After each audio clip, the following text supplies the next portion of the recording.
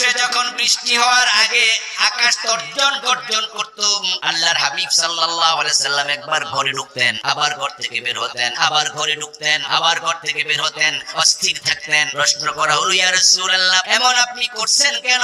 আল্লাহর হাবিব জবাব দেন, আমি আশঙ্কা করতেছি কিয়ামত বুঝি শুরু হয়ে যাচ্ছে। যখন বৃষ্টি শুরু হতো, আল্লাহর হাবিব তখন একটু শান্ত হয়ে বলতেন, না না, রহমত নাজিল হচ্ছে।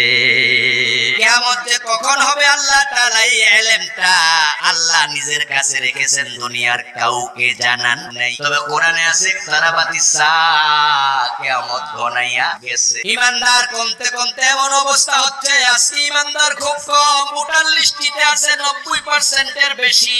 আমি বলি 90% মুসলমান লাগে না, বাস্তব মুসলমান যদি 51% থাকতো, অনেক আগে বাংলাদেশ কোরআনের আইনে চলতো।